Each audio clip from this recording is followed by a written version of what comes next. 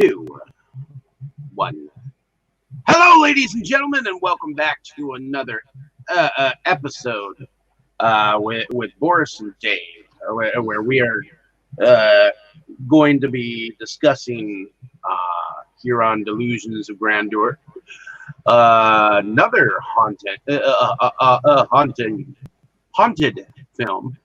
But we've been going through a delectable journey of haunted houses, and I wanted to do something deliriously different. So, even going along the same lines of some of the films we've talked before, we've mentioned Dark Castle Entertainment before, and this just so happens to be a Dark Castle Entertainment film. What they did is they went down the line and tried to give you some of the most scariest elements of films you probably could get. They did House on Haunted Hill. They've done quite a few films. This is like our third Dark Castle Entertainment film, I think, that we're discussing, and this one is called Ghost Ship. It was filmed in 2002, and it was directed by Steve Beck. Now, this is his second film with Dark Castle Entertainment. His first, I plan on going on about in 2 weeks, hopefully. Because we'll be discussing the original film that it's based on. But he did 13 Ghosts, which actually is getting a Shout Factory release sometime soon. So, I think Ghost Ship is also getting and receiving a Shout Factory release fairly soon as well. Cool. But that being said, let me say what IMDb says about this film, and then we shall go into first impressions of the film. So, a salvage crew discovers a long-lost 1962 passenger ship floating lifeless in a remote region of the Bering Sea, and soon notices that its long-dead inhabitants may still be on board. Ooh. So, what were your first impressions of this film? I heard you got quite a reaction. Oh, well, yeah. I must admit, there was one scene that kind of got to me in this movie, and I was kind of surprised by my own reaction because, I have seen a lot of horror movies, and I don't normally have a problem with gore or anything like that, but yeah, in this movie there was one scene that, at least to me, it looked surprisingly realistic, and it kind of sickened me when I saw it, but that means it's well done, it did its job. Yep, for sure. Whenever you react to a film, I mean, especially when you see so many horror films and you think you're desensitized, when you go to the next one and you're like, holy fuck, it's like you don't expect it sometimes, and that's what I look for, a film that'll like make. I'm trying to find a film that'll make me like run away entirely. Jump out of my seat and like not come back to it, Yeah. turn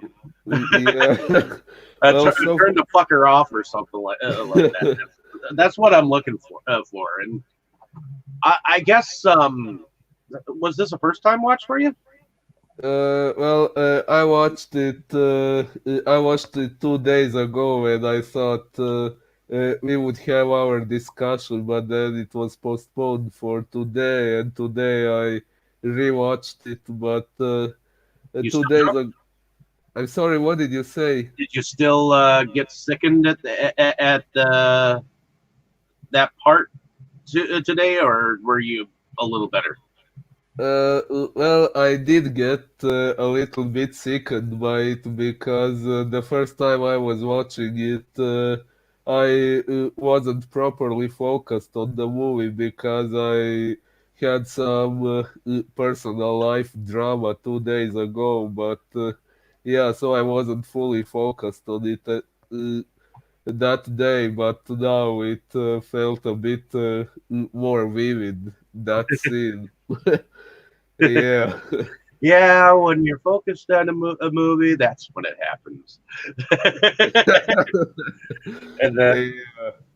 but yeah, I actually think I saw this in the theaters Oh, myself the first time, so that was an experience seeing. And to me, what got me first, and it made me turn away the first time, was that first scene where I mean, you get a very beautiful setting here when it first shows up. I mean, you've got this very beautiful Italian singer named oh yeah. Francesca, and she's in this very sexy red dress, um, Oh, indeed. which really does a number on her crowd for singers. And the song she sings is very beautiful. And It then all is. of a sudden, you start seeing the crank of that fucking line that cuts into everyone and guillotines, like, well, cuts many people in half. Uh, And then when you yeah. see the lady, her one half is sitting over here, her other half is sitting over here, and she's trying to grab it towards her. That scene just kind of sickened me at first. And then I can. in the same sequence, you see another guy. His torso just kind of falls to the ground, and then his torso, his other half follows. So it's like you get some very intense gore scenes here, but you also see bits and pieces throughout the film. So I like how Uh, they do kind of split it up somewhat. yeah. Well, I kind of understand why that scene at the beginning would affect someone, but I personally wasn't too affected by that scene. I'm not sure why, possibly because I didn't think that one was too realistic, but the one that did affect me, which we are probably going to get to later in the discussion, I don't know why, possibly because I felt it looked more realistic and it was easier to get a vivid impression of the pain that person had to be going through, and that happened. Well, and that particular ghost of Francesca, she does look very realistic as a spirit, um, and she is definitely very much of a sex siren Oh, for the film as well, because we get the salvage team, and if you notice, I don't know if you've ever seen the television show ER. I heard of it, but I didn't watch it much. Well, I believe Juliana Margulis, she was on the show ER for quite some time, if I remember correctly. Let's see, yeah, she was on the show for 135 episodes from 1994 to to 2009. So, so yeah, she was Carol Hathaway on the show, but Oh, she's been in a few movies. So in fact, she was in the movie. The I think this was was this a Disney? It might have been a Disney one, but it was called Dinosaur, and it was an animated. Yeah, it was a Walt Disney movie. There was an animated adventure family film called Dinosaur in 2000, oh, uh, cool. which she voiced um, one of the characters in there, Nira, I think. Yep. But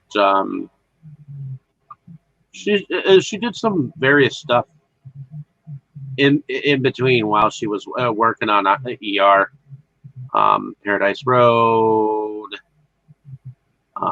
Oh, she was Rika in Out for Justice, which was a very good Steven Seagal film. that's Oh, that's cool. when she started. That's what started her career, I guess. Cool. But in any case, she plays the character of Epps in here, which plays a very strong female character. Oh, Um, yeah. She was good. and we get to see a previous ship that they have come across to show like how good they are. Basically as a salvage team, and that particular ship was filling with water, so they almost had to abandon it. And she noticed that it had a hole in the side, and evidently they were able to salvage it in time. But she was told, no, stop, don't go ahead anyways, and in the next instant, you see that they're counting money and congratulating and patting each other on the back and shit. So, what do you think about these beginning scenes here? I know I somewhat described them, but what did you think about that beginning scene, and what did you think about the parts where we first see the salvage team? Well, I felt it was kind of a very abrupt transition from a more intense scene that was the previous one when all those people on board were killed and when the suspense started to build up, and then suddenly we are thrown into this scene, which is much more relaxed, less intense, less serious things going on. But yeah, it was okay, a good way to get to know the characters of the movie. And what did you think about what we first saw of what happened on that 1962 ocean liner that eventually they come across? uh, uh, well, you mean when that line cut the bodies in half? Yeah, that whole scene from start to finish. What did you think of that? Whew, well, I kind of expected something bad would happen because I had read a synopsis and it was obvious that some shit was going to happen there. But when I saw that scene, what that line did to those people, I was pretty surprised. Like, I had never seen anything like that in a movie. Like, the idea of it was kind of morbidly creative, in my opinion. But I wasn't as affected by that scene as I was by another one, as we mentioned.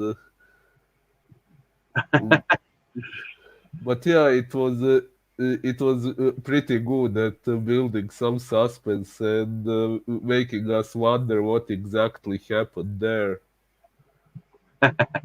So the name of the ocean liner is called SS Antonio Granza, and in that very beginning scene, the song that they are dancing to um, is called Senza Fine.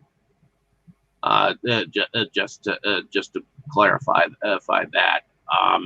And also in the beginning, we see that there is a young girl, and her name is Katie, and she's sitting alone until the Capitan decides to offer a dance with her. Um, so it's kind of more tragic when you know that a child is involved in this whole thing, and this child kind of reminds me of like the childlike empress in the Never Ending Story a little bit. I don't know if Mm. you know that movie. I heard of it, but You've much to never my shame, seen I it? haven't seen it yet. You've never seen the Never Ending Story? Well, we'll have to go into that one. Yeah, yeah, I'm sorry. um, at least before you get old, while you have your childlikeness. But Yeah, we do have to go through that one. but yeah, it's a little bit more tragic when you know that there's a child involved, and she does look pretty um, for the young girl that she is. And I know her in some later films. Her name is Uh, Emily Browning, and I love her in Sucker Punch, which she plays a young girl by the name of Baby Doll, and she's orphaned, and she imagines an imaginary world just to try to get out of the orphanage that is treating her so badly. oh, Um, and it's a very sad film, but it is a very interesting film too. And I wouldn't mind maybe checking that out with you sometime down the road because I have a Japanese copy of the film that I wouldn't mind sharing. oh wow, that would be cool. Yeah. Um, but in any case, yeah, so apparently there's a young man who, after they get some cash from this previous job, but there's a young man that approaches the crew. In fact, he tries to get the captain alone, but he's like, well, you know, anything you have to say, you can say in front of my crew, kind of thing. Uh, yeah. Mm. So, um, but yeah, he comes up to the captain and tells him, see, I guess he's known as the ferryman. I think. I guess. Yeah, that was his last name, which we eventually figured out wasn't coincidental. Well, yeah, he's known as ferryman. I guess. Uh, I guess he's Jack. kind of like the man who carries souls to Hades or whatever. Uh, yeah, yeah, that's what we eventually realize his name is. But yeah, at the beginning, it just seems to be his surname. He is introduced as Jack Ferryman. And I kind of like how the salvage crew comes across the ship when they're actually out at sea. It seems to be appearing and disappearing on his fucking machine, and then all of a sudden, bam! They just crash into it like it wasn't there before. You Oh, know, cool. and it was kind of frightening to see that guy out front that he was almost smashed. You know, if he hadn't gotten out of the way. Yeah. But once they get onto the boat, they begin to explore it. And one of the guys, who was played by Carl Urban, which later he plays actually. Um, he plays actually later in some of the new Star Treks, um, Ooh. as the as Bones, the doctor on board Star Trek, who ends up being Captain Kirk's one of Captain Kirk's best friends, and he's always the one says he's dead, Jim. He's worse than dead. That in nature. He also played in the new Judge Dredd movie as Judge Dredd, which was just called Dredd at the time in 2012. I actually enjoyed it. That particular version later on. So, I guess he's played in quite a few things. I mean, he played in the Lord of the Rings, as Eomar. I think he played one of the. In fact, he was still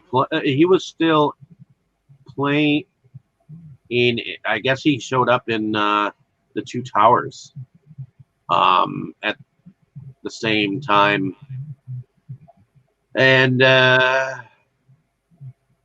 guess in 2003 he was in Return of the King, and then he showed up in Chronicles of Riddick.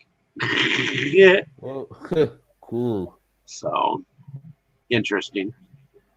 But he was also in Hercules: The Legendary Journeys as a couple of people. He played Julius Caesar and Cupid back in 1996 and 1998 ish.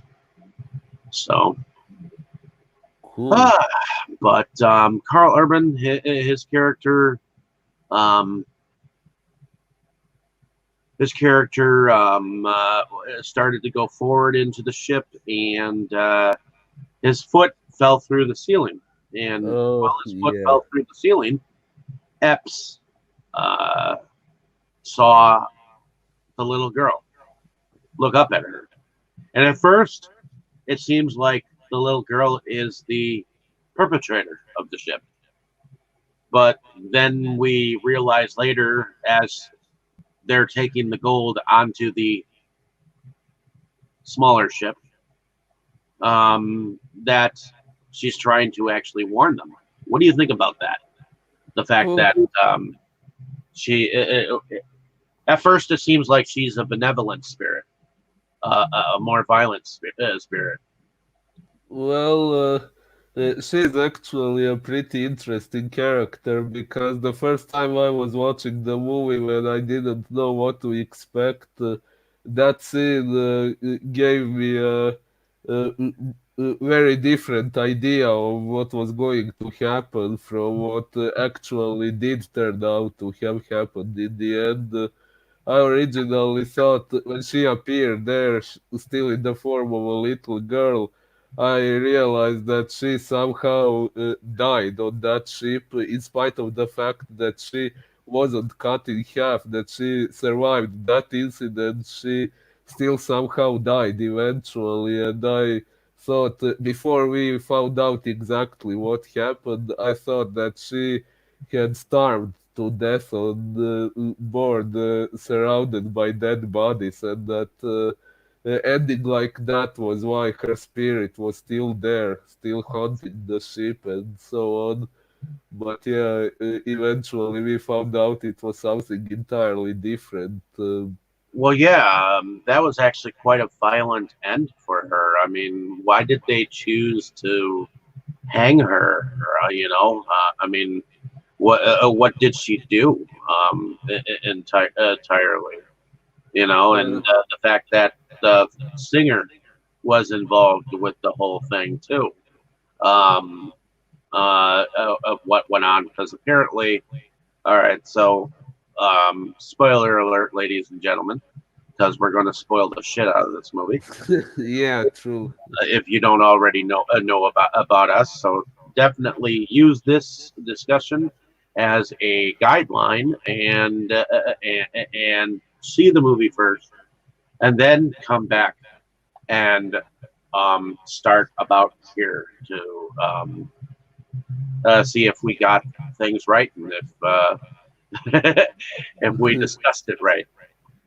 So apparently, while the captain of the salvage ship is exploring the ship, he ends up inside the captain's cabin, and he gets the ghostly presence of the captain, and he shows him some pictures later on, even though he tries to fuck with him at first, because because of course he's a ghost. He hasn't seen anyone in a while, so he's gonna make him try to drink a little bit, and you never know what's in the drink.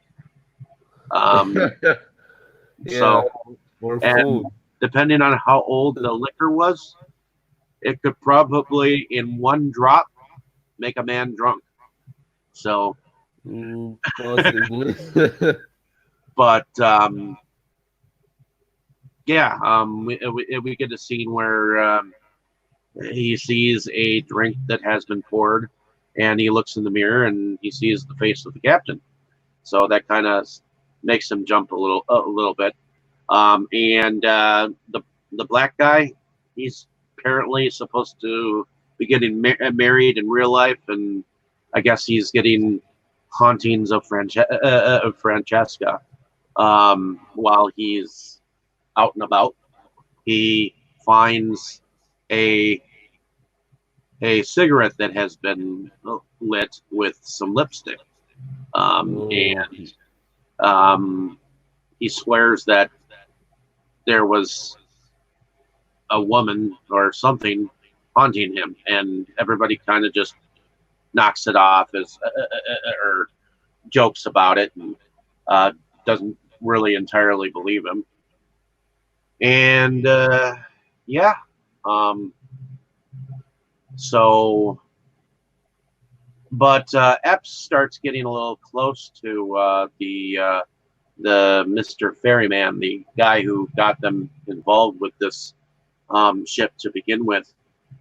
And when he first introduces himself, he says that he was like a pilot of some sort, and he was flying over this area and saw this ship, and he thought he'd be interested in. And these pictures that he shows them are actually very professional looking pictures of the ship. You see the ship in water, and it's actually very visible on the photographs that he shows him, and you almost have to wonder how the hell he came across those to begin with. But yeah, good question. what did you think about our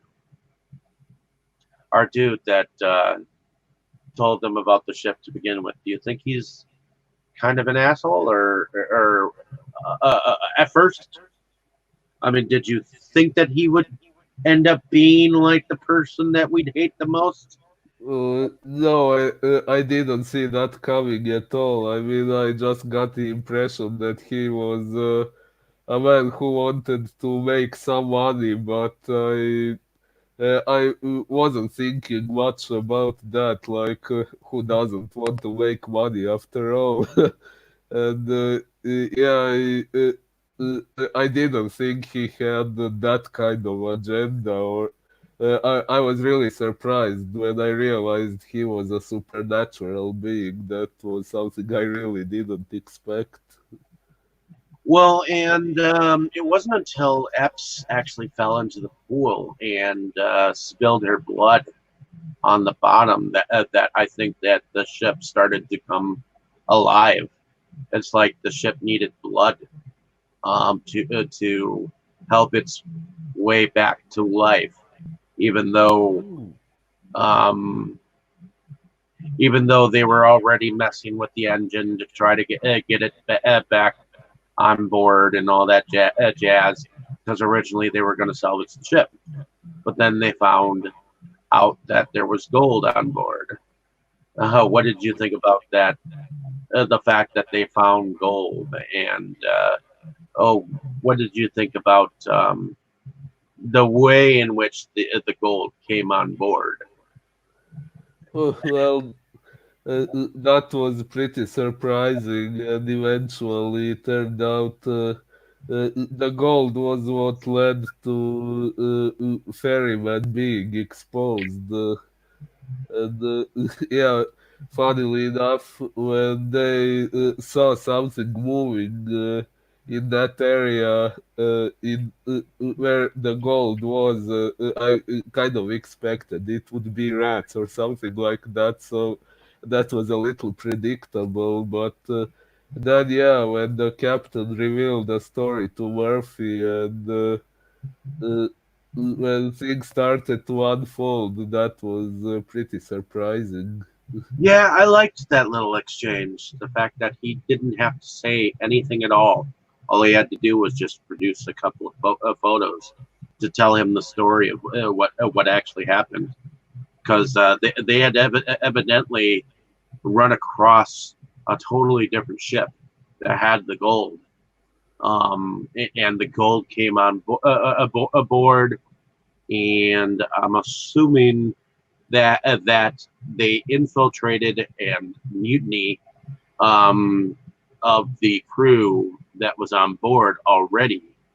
Um, Evidently, they decided to spring for the gold and kill the passengers and take the gold for themselves. But because of that greed and all that jazz, their souls ended up being evil enough for this ferryman to collect them. And Oh, unfortunately, the innocence of the ship ended up being part, which is why I thought that before I get ahead of myself, I thought that that ending was very beautiful. The ship sinking, and um, in fact, that was one of my favorite things to see, uh, where all the souls came up from the ocean and were surrounding the ship as it going into the sky. It uh, kind of reminded me of the ending of The Haunting, oh yeah, I do see why. the remake, Yeah, where uh, all the souls went to heaven. indeed. I must That was say, another Dark Castle Entertainment film. So, yeah, so the similarity is probably not coincidental. but yeah. What did you think about each of the kills the of the crew of the salvage team? Um, do you think that they could have done anything different? Oh well, some deaths were kind of gruesome. Some weren't really that horrible. Some we didn't even see much. Like the first guy, Santos, he was the first one who died. He Well, yeah, just yeah. The propane tank unscrewed, and he was on board the other ship, and he was yeah, gathering his tools so that he could go help grab some of the gold. But he was blown to smithereens. Yeah, that's what I mean. All we saw was an explosion. There wasn't really much to see on screen about it. While, for example, the So do you think that they were kind of a pussy, not showing how badly he died? not really. I kind of had enough of that with. I don't know. And people, some people get annoyed when the fact that they turn the camera away from certain deaths. Sometimes people love to see the way people die. It's an explosion. matter how no matter how gruesome it is. Well, it was an explosion in the middle of an ocean, so I don't think there was really much to see. Oh, except for maybe a blown to bits of the parts, and maybe see bits and pieces of the arms and legs like floating in the water. But they didn't do Oh, yeah. that. But and I mean, something at least, maybe. You never know. The Kraken could have gotten him. What Kraken? Oh, there was a Kraken? No, there was not. So, also that would have been awesome. Yeah, but there wasn't one as far as we saw, at least. No, but in any case, it definitely had that feel like there could have been a Kraken. I don't know. I would have put a Kraken in the film. I don't know why. But no, I'm cool with high spirits. But yeah. So eventually, we get to see what actually happened to the passengers. So it goes somewhat through why the passengers were guillotined, and what passengers were chased down and murdered as the staff went about. And then that was a real interesting scene where Francesca followed the men to the gold and shot them up. And then when she turned around, and we realized, along with Epps, who was the man in charge of killing some of these people at the time, or at least being in charge. It's kind of hard to understand how he survived and still, like, how he was able to come to the mainland and talk to them to begin with, unless, like he said, he works for management. Yeah, he does work for some supernatural entity. As far as we saw, he did say it was his job.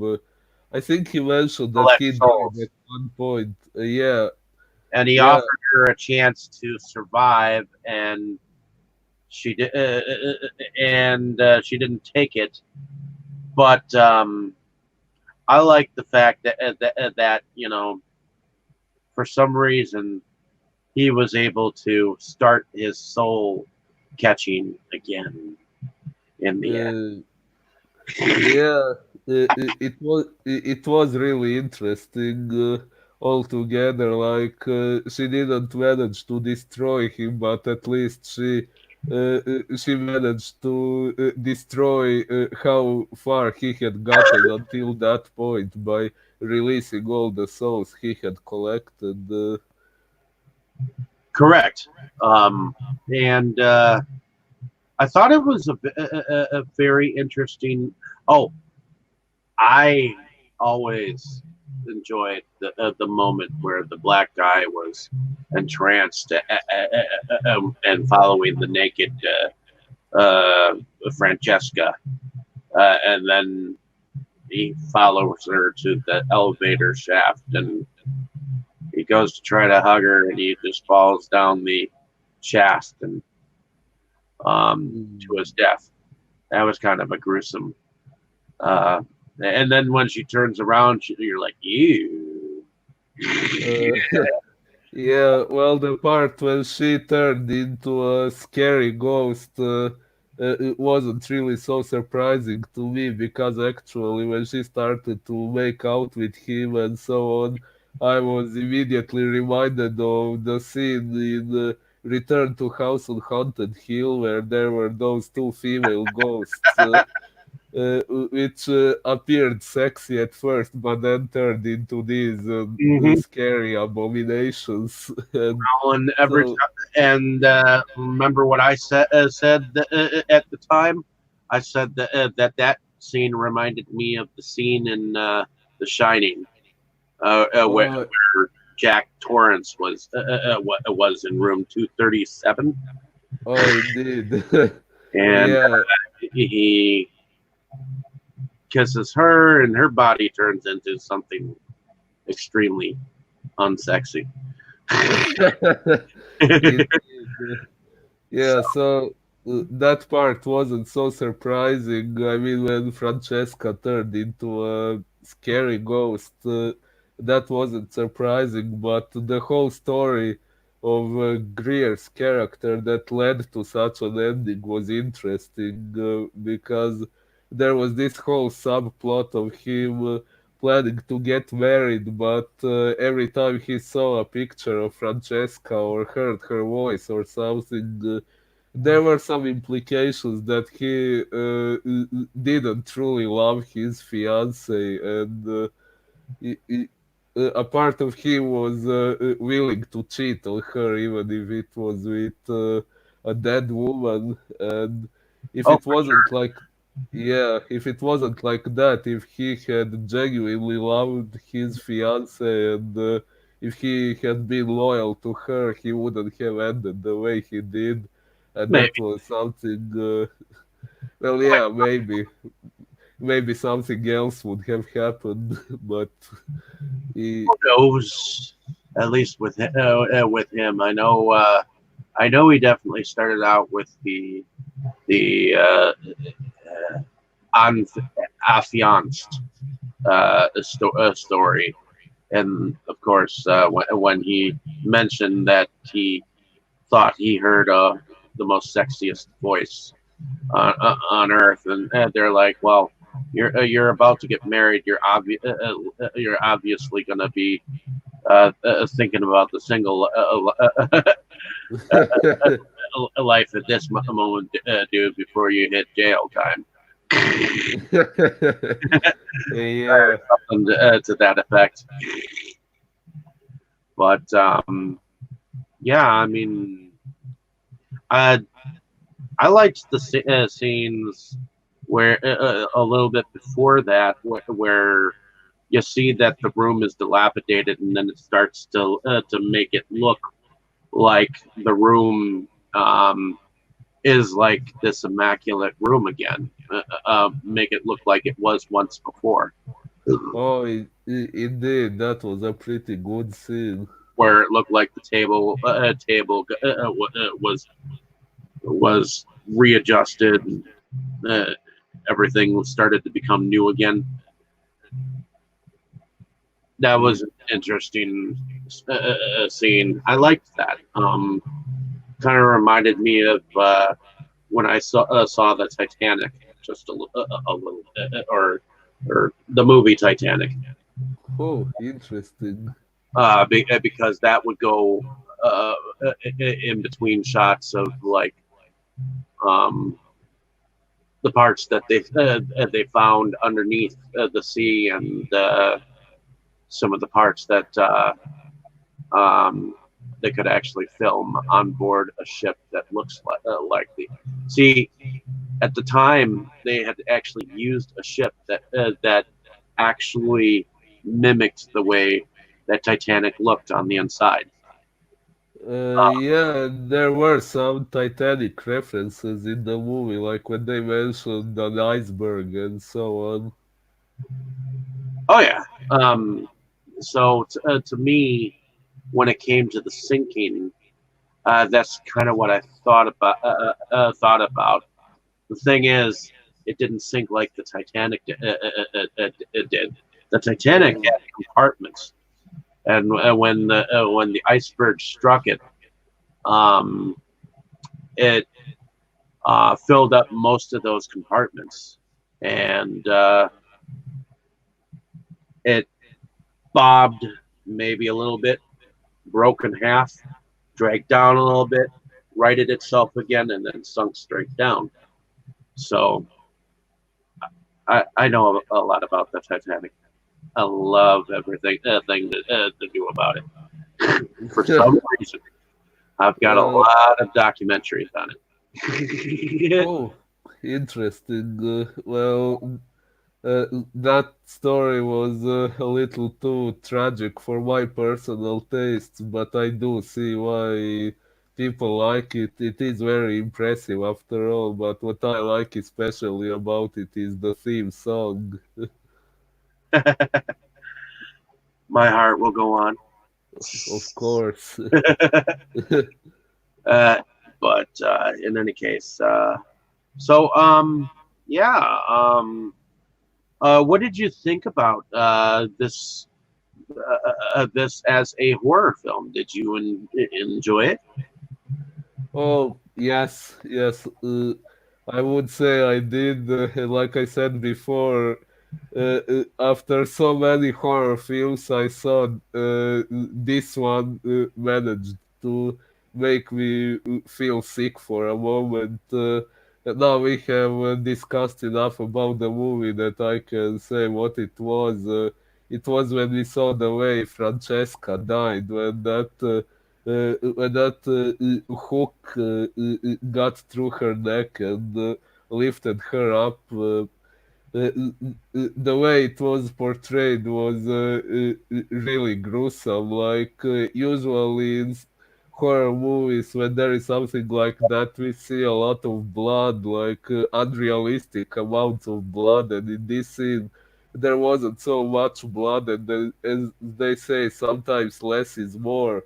They put more focus on the texture of the wound and so on, and at least to me personally, I got the impression that it looked quite realistic, and I imagined the pain of that happening very vividly, and that's what got me sick for a moment. And well, like I said, that means they did their job properly.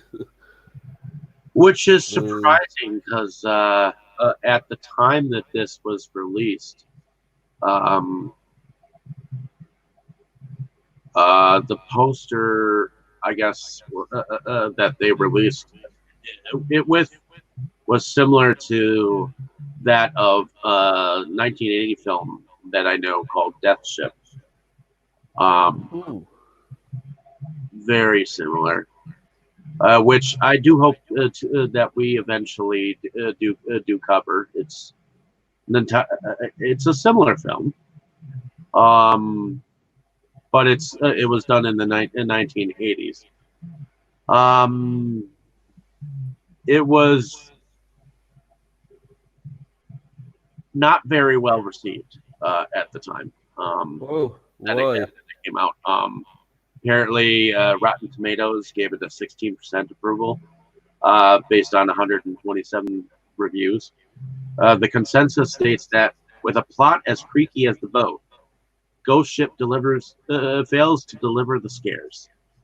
Similarly, Metric gives the film a score of 28 out of 100 based on 25 views and rates the film as generally unfavorable.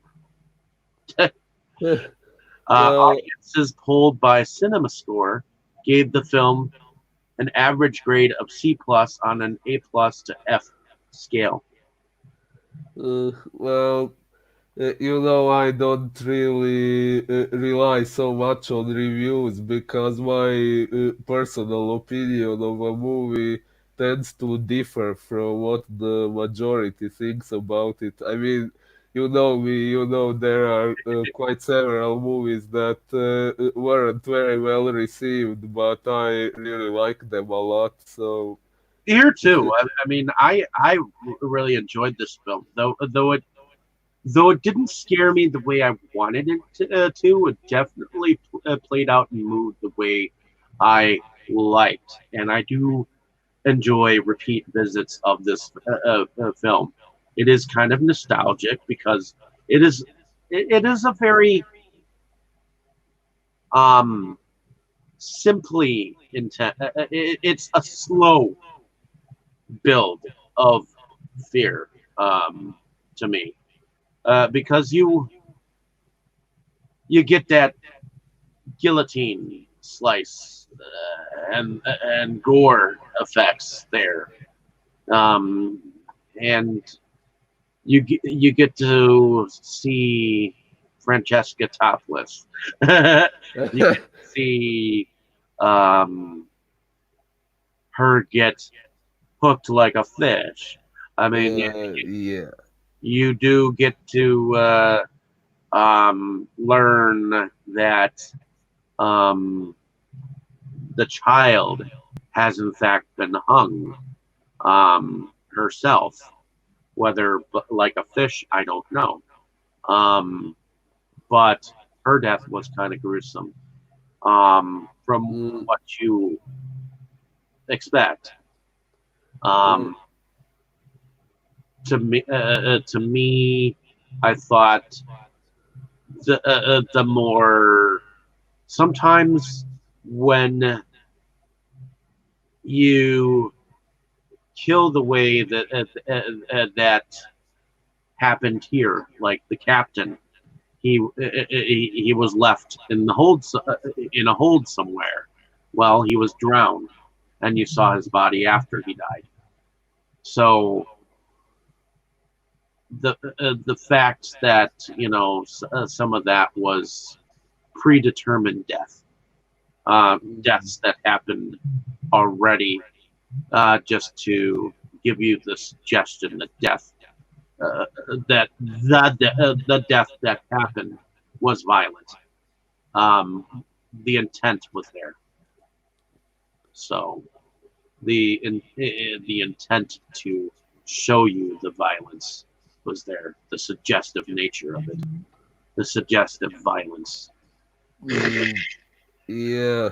Mm, well, Uh, yeah, some of those scenes were really interesting.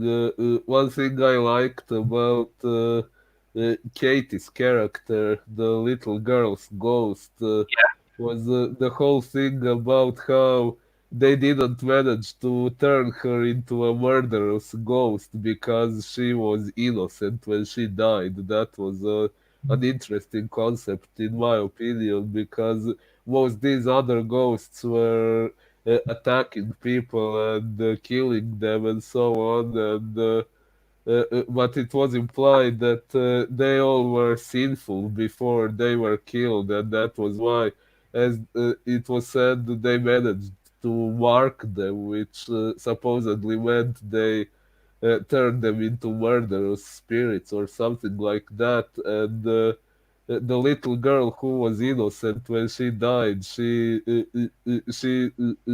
was still a benevolent spirit, and that was an interesting detail in the story.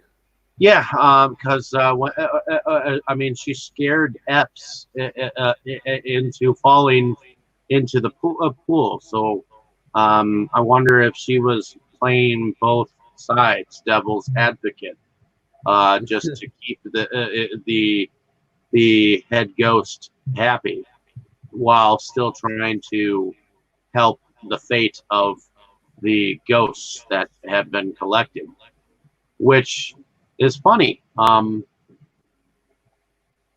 because in a sense these ghosts were collected inside of this ship. um, there is a house that was built to trap ghosts, in 13 Ghosts, the remake.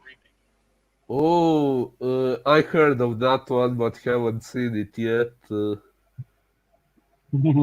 Well, I'm hoping to cover that next week. Oh, we could. We could. But in any case, what did you think about um, the ghost, the gold, um, the gold concept, the fact that whoever had the gold got the haunting, or Well, I think the gold was just used for luring people there. This ferryman was using it to get people to go there to trap them and then kill them. At least that was what I understood. And uh, yeah, it was a bit surprising when we found out what it was really about. I thought so too at the time. So, let's talk about favorite scenes. What if there was a favorite scene that you could take from this film? What would it be? Oh, that's an interesting question. It would normally it would possibly be the scene when we find out the whole thing about what happened, but I kind of wasn't happy with the music they chose for that scene. I think they should have chosen something that would create an eerier atmosphere for such a scene, or at least that was my personal impression. But hmm, mm, aside of that, well, I did also like the final encounter with the ferryman, and when Apps managed to release all those spirits. That was pretty good too, as we mentioned before. Huh. Interesting. There was someone, a Carla Mayer of the San Francisco Chronicle, praised the performance of Isaiah Washington, the black guy, um, but deemed the film a stupid derivative horror film that substitutes extreme gore for suspense. Granted, there are only so many ways to kill people in these pictures, but lingering on a woman on a meat hook doesn't make a movie scary, it makes it gross. Yeah, well, some scenes really were gross. That much is true. But did the gross make it less entertaining or more entertaining? Well, I would say more entertaining, but I I would think say more there's entertaining too. I think there were a hell of a lot of people turning their noses up at films till then, and there are still people who turn their noses up at the horror of a film. Oh my God, that's so gross. That's not horrifying. That's gross. I just don't want to look at it. Okay, uh, if you don't want to look at it, isn't that the horror of it? well, yeah, indeed. Right? I mean, isn't that what? If it if it grosses you out, that's partially fur. Fine. Uh, yeah, yeah. Aside of this movie, I can think of only one that really disgusted me to that extent. Well, in this movie, it was only that one scene that had that kind of effect on me, but. I see that scene. You heard more than you saw. You didn't even see blood. You saw the hook go. You saw her swinging. You saw her sexy legs. Uh, that's about it. You didn't see any of her get bloodied.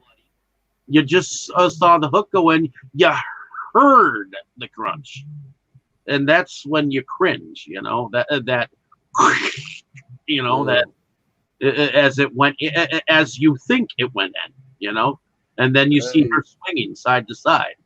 And Yeah, but when they showed her face while she was swinging, that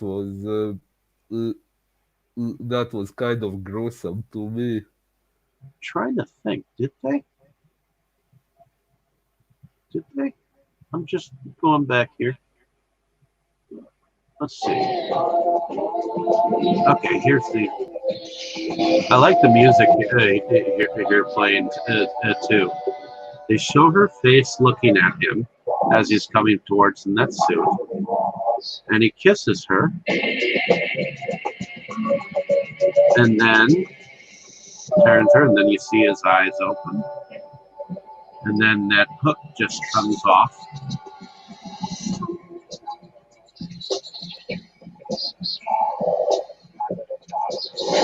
No, they show her face only as she looks at the hook, not while she's hanging. Well, are you sure there aren't two different versions of the movie then? Because I'm pretty sure I did see her face while she was on the hook. There might be. There might be different cuts. There might be an unrated cut out there. So maybe I downloaded or maybe I watched the unrated. I don't know. What I do Oh, do know is that she saw the hook come towards her. The hook looked like it went into her, and you just see her split dress swinging side to side, at least here.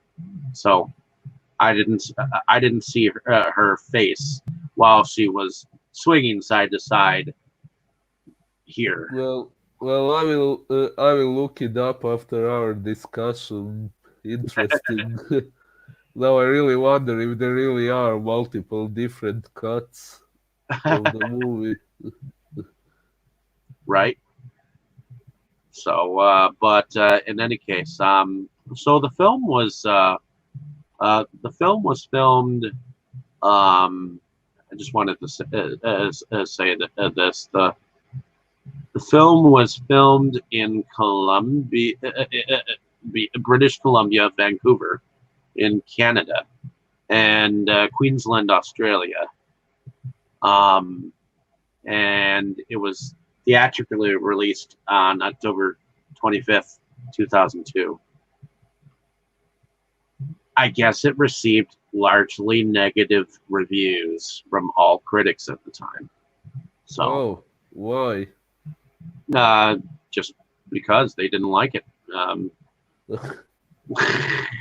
Yeah, sometimes I get the impression that people just love to hate movies for not much of a real reason. And the name of the tugboat that they had was called Arctic Warrior. So, Yes. but Gabriel Byrne, he played Sean Murphy, the captain of the tugboat. I like him as a character. I've seen him in quite a few films, and I think one of the ones that I remembered him mostly in, oh God, was a film right around that time too, End of Days. He played in with Schwarzenegger in 1999. He played the devil, Oh, interesting. or Satan. Um, he's trying to go after the woman that will bear him the son of the devil. Oh, cool. So, oh, he was also in David Cronenberg's Spider. Um, I'm just, oh, and he was in Vampire Academy later on. Oh, That, let's see, and Hereditary. That was the last movie that I remember him oh, being in. I guess he was in the recent movie called Lost Girls. Ooh. So, other than that,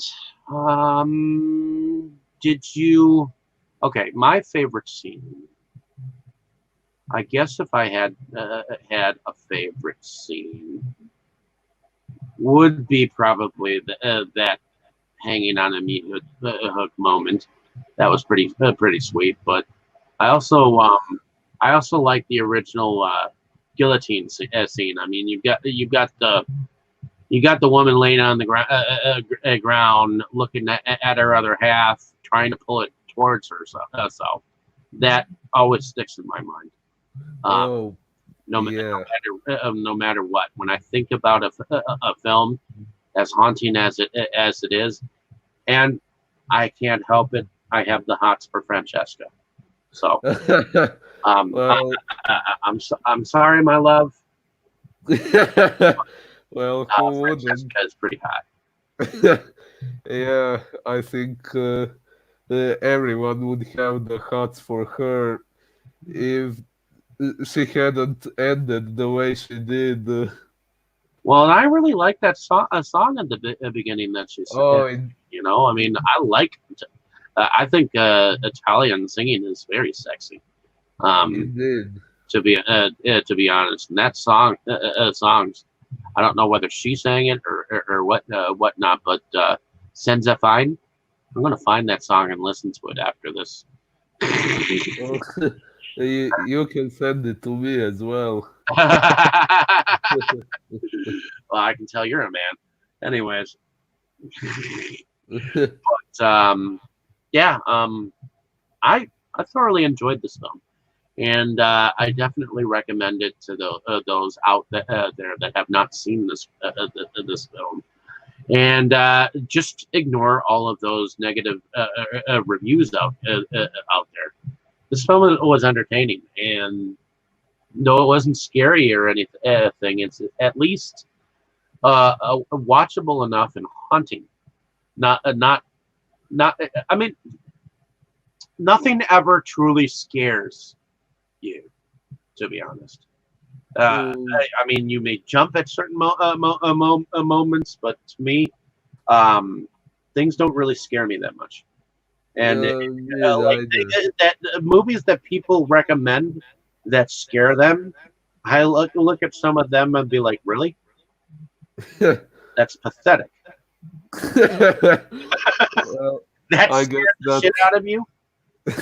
Really? uh, well, I guess you and I react to it that way because we have seen a lot of horror movies and it's not easy to scare us anymore.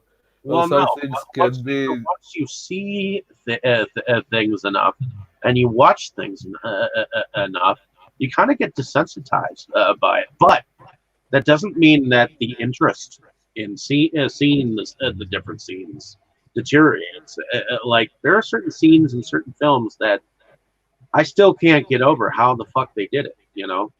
Like there's a scene in Hellraiser where they show uh, when blood goes down through the floor and a body begins to grow beneath the floorboards, Oh, and they show that person mutating into a person just from blood dripping into the floorboards because that person had died there before.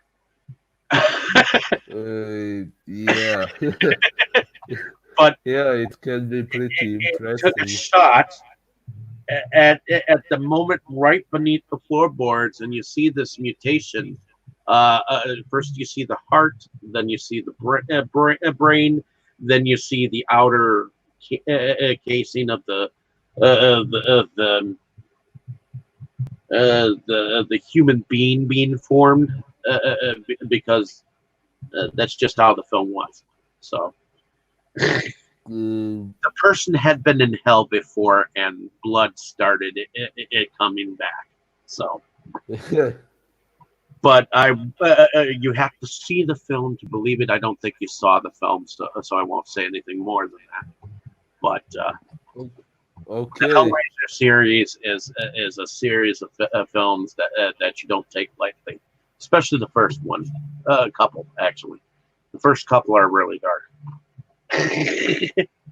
Interesting. But in any case, let's see. Let's look at the music. Uh, Uh, yeah. Well, as I mentioned before, the music that really sticks out, in my opinion, is Francesca's song at the beginning, which we occasionally hear throughout the movie later on. That was pretty beautiful. But then, like I said, the background music they chose for the scene when we find out what exactly happened on that ship. I thought that song wasn't quite fitting for such a scene, but that's well, just my the opinion. music for the score of this film was done by John Frizzle, who also did Beavis and Butthead Do America, um, Dante's Peak, Alien Resurrection, Oh, um, the movie Mafia, which was except he did that under a different name, a pseudonym, I guess. Gianni Frizzelli. Um, I Still Know What You Did Last Summer, Office Space, Teaching Mrs. Dingle, um, Lockdown, 13 Ghosts. So he did do the soundtrack to the one before this. Slapshot 2, Breaking the Ice, Gods and Generals, Scorched, Cradle to the Grave, Star Trek Enterprise, Carol's Christmas, let's see, Stay Alive, The Woods, 27 episodes of King of the Hill, The Reaping, Beneath, Masters of Science Fiction, Moonlight. I know that series. ooh, That was a vampire series that was on for a season or two. I think it was just one season. 100 Feet, Tenor, Space Chimps, The Lodger, Whiteout, Legion, The Roommate, Texas Chainsaw, otherwise known as Texas Chainsaw 3D, The Lost, When the Bow Breaks, Leatherface, The Possession of Hannah Grace. And I think that's about it. So, and he's done a bunch of television stuff. I guess the last thing that he did was for something called Duncanville. So, but that was the guy behind the music. But Mudvayne's, let's see, Mudvayne's Not Falling and Sensei Fine, which was sung by Monica Mancini, did not make it onto the soundtrack despite being featured in the film. oh, So I guess Warner Brothers, in association with Hollywood.com, sponsored a sweepstakes to promote the film beginning October 18th, 2002, with the final drawing on November 1st.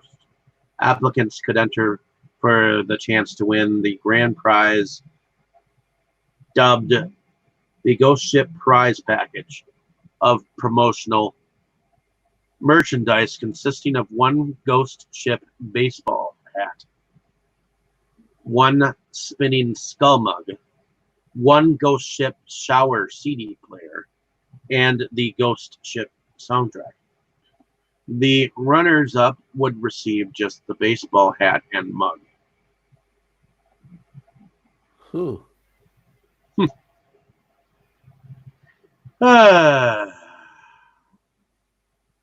Alrighty. So, is there anything else that you may have wanted to discuss about this film that we may not have covered? Let me think. Uh,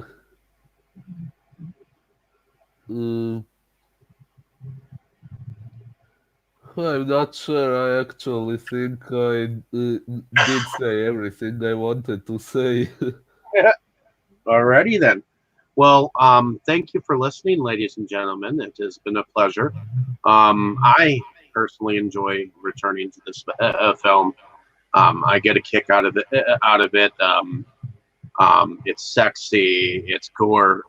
It's more gory than it probably needs to be, and Yeah. maybe less gory than it probably should have been. But yeah, I believe that the director uses some moments of suggestive horror that are used expertly, and to me, to suggest that these things are more horrifying than they are is a hell of a lot better than some of the displays that I see in this day and age with horrible CGI. And Oh, I hearken back to films like this uh, indeed. because I enjoy practical effects over the CGI effects more than anything. And I think that the CGI was used minimally here. It really was. I think the only time that we saw CGI per se was when the room was returning to its originality at that moment. Oh, and the fact that uh, uh, Isaiah Washington went straight through Francesca into the elevator shaft, Uh, yeah. and what other moments might they have used for CGI moments? Oh, the blood coming into the pool. That might have used a little bit of CGI, but for the most part, I think some rewinding of film or some fast forwarding of film might have been used. So Oh, yeah, or that scene when Murphy was hallucinating Santos appearing to him all disfigured, and when Epps reached him and she was approaching him and he thought he was seeing Santos and that he was an attacked interesting her. scene. The fact that he kept thinking that she was him. She was Santos. And Yeah. that was a very. I mean, I've honestly never fully seen that before in that particular way.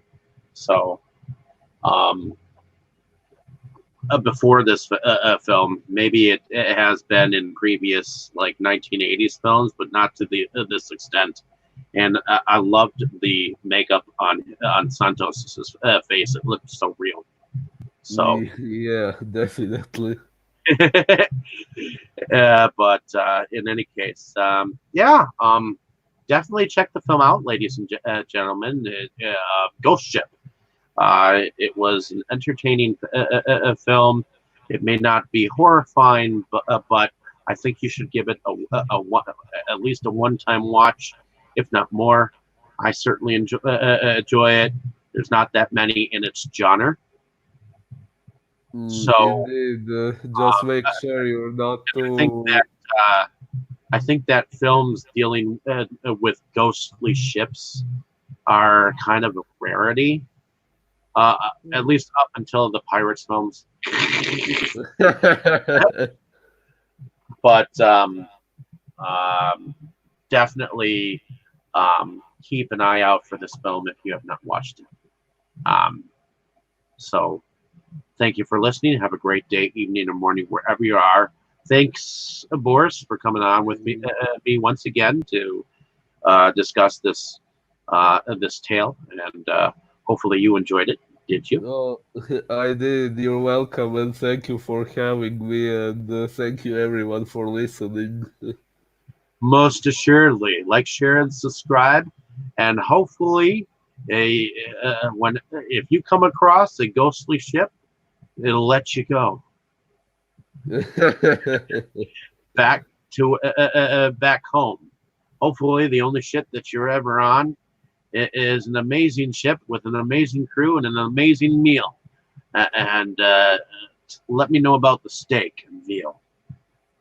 Oh yeah, and let's hope your food doesn't turn into worms. Uh, oh yeah, did we mention that scene? Not really, but Oh enjoy wow. your dinner, ladies and gentlemen.